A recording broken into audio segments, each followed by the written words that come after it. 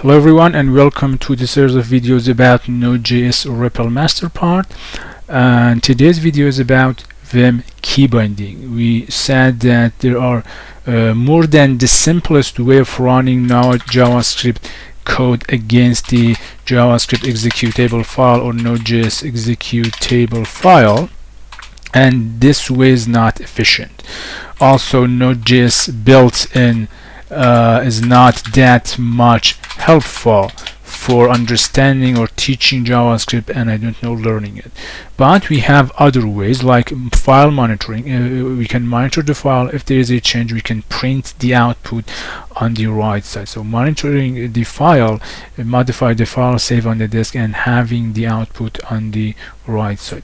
Also, we talked about Emacs, which we are able to run node.js REPL, the second way, inside the Emacs, and then sending the buffer, the code, from the left side to the right side. Today's video is about also Vim buffer, but in a more different or more efficient approach. So of course we should install Vim, or we should have Vim, and then open Vim itself. Really simple, really easy, no module installation or third-party module installation or add-on on Vim. And simply press I for insert mode, console log equal console log bind console, and then log, for example, hi node.js, and then semicolon at the end. Press escape. We do not have a file on the disk, and then simply let me zoom to see the exact key binding map. For example, in colon W, write this buffer to this executable file, which is user bin environment and node, and then CR, which means enter here. So write this buffer that we have and send this buffer to this node.js executable file. That's it.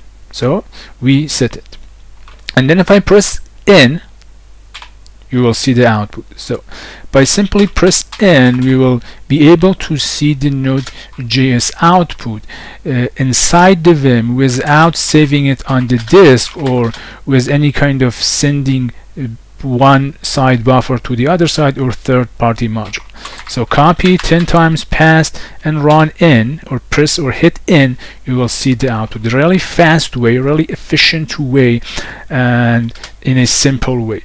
And for making it consistent and persistent, we can add this key binding like map on the Vim configuration file, which already I did it, and I bind it to the key R. So press R, we will see the output. So, and after that we can, for example, write the file on the disk 5.js, and then quit the Vim, and then we have the file, and then node the file is going to be executed. And also let me show you vimrc, and here is the key binding for the node.js. R W exclamation mark user bin env node. In this way we are able to run node.js in a more efficient way. It's also possible with Python or other scripting language. Running the file, running the buffer against the executable file, and also print the output within the buffer itself without any kind of disk involvement. Thank you for watching. This were a series of videos about node.js REPL in a more efficient way.